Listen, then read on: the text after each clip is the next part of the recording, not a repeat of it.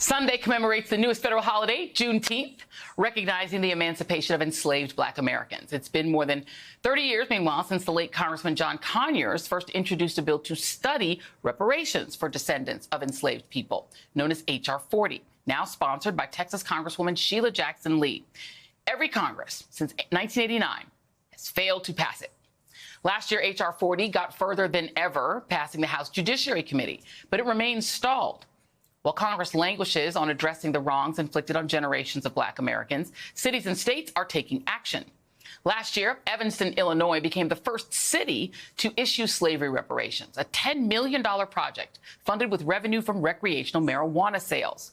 The new documentary, The Big Payback, follows the fight of Alderman Robin Rue Simmons to obtain that big payback for Black residents of Evanston, and Congresswoman Sheila Jackson Lee's fight to pass H.R. 40. We were so excited when we saw the legislation. In fact, we have used it in presentations that we've made. Wow. I use your outstanding construct. You've been, Councilmember, a real hero, Shiro to me. Really Thank you. Thank you. Being a member of National League of Cities, you know, we learned that all government starts locally. And the thought was, why not do what we can do here at a local level while H.R. 40 is working through its process, through your leadership? We could have layers of repair and layers of remedy because, as we know, those damages, yes, we're rooted in slavery, but, you know, it looked like discrimination even still today because of the color of our dark skin.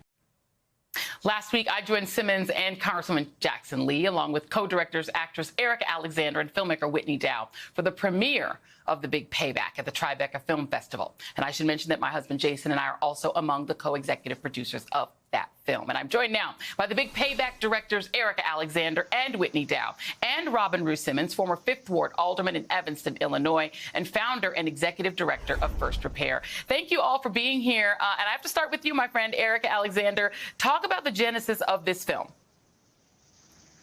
Yes, thank you so much for having us on. The Big Payback, the genesis is that it's a documentary about reparations. Obviously, it's directed by me and a white male co-conspirator and collaborator, Whitney Dow, and it's following the historic stories of Alderwoman Robin Rue Simmons and Congresswoman Sheila Jackson Lee. We started this at the initial hearings in 2019.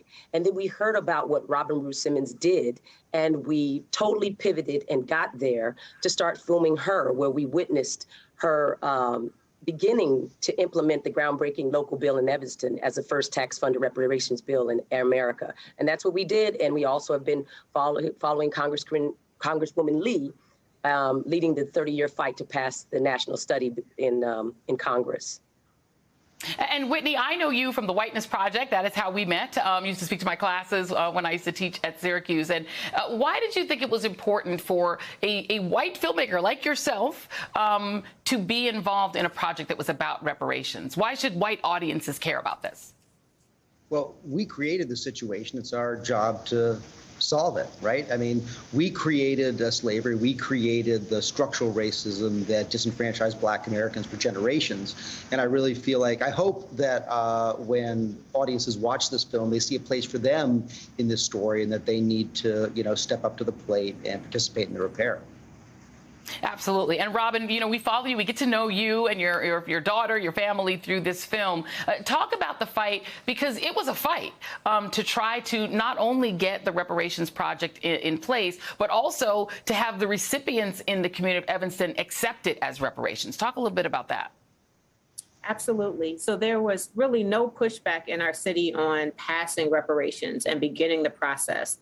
But as we got into identifying and prioritizing the harm, there comes the challenge, because there is such great harm. A portfolio of remedies are needed, and to choose one and move forward with that, as you will see in the documentary, it is challenging. And so there's really no right or wrong. All of it is needed. And in municipalities, we have far less capacity. We have more of a specific harm, and the repair will need to be in direct correlation to the harm. And so in Evanston, we started with housing because our harm is specifically in anti-Black zoning laws and housing practices. And Robin, I want to talk about how it goes from here because, the fight for HR 40 is actually still going on. I know that you now do this work full time. There's a headline here. There's a coalition called Why We Can't Wait. It's a coalition that's urging the president to use, his executive authority to start a reparations study. And it's a coalition. It's a human rights and racial justice coalition that sent this letter to Biden, asking him to issue this executive order to create a commission to study reparations nationally. Just from having gone through this fight, what do you think it will take to move the fight forward, to move HR 40 out of committee and into passage? Well, we stand in solidarity with that group. Many of us have the same expectation of President Biden at this point. We need to take action. There are now over 100 localities that have passed some form of a local reparations initiative, and Congress and our president should be hearing from these cities and states all across this nation that are calling for reparations. We are standing hopeful that he will do the right thing and sign by executive order. But we see the challenges, how this nation is regressing with voter rights issues and critical race theory and so on.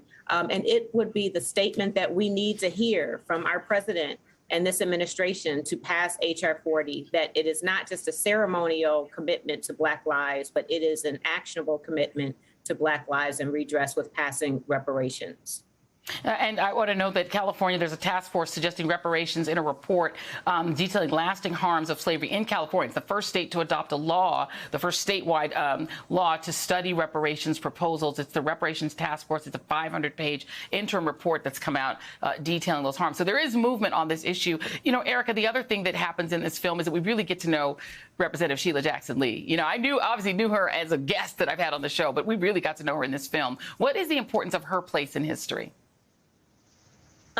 She's carrying on where John Conyers left off, but she's part of a very long line of people who have been in the fight since we had Reconstruction and it failed. So you're talking about people like Callie House and Queen Mother Moore and John Foreman.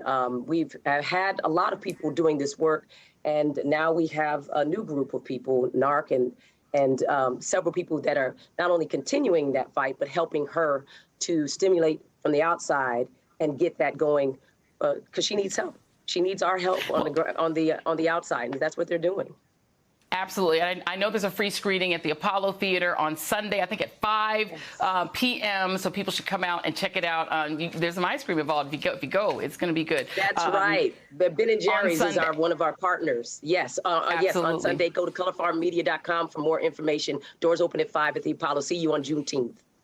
All right. The best ice cream ever. Erica Alexander, Whitney Dow, and Robin Ruth Simmons, thank you all very much. Appreciate y'all. Okay, and up next, a very special edition of Who Won the Week. Don't miss it.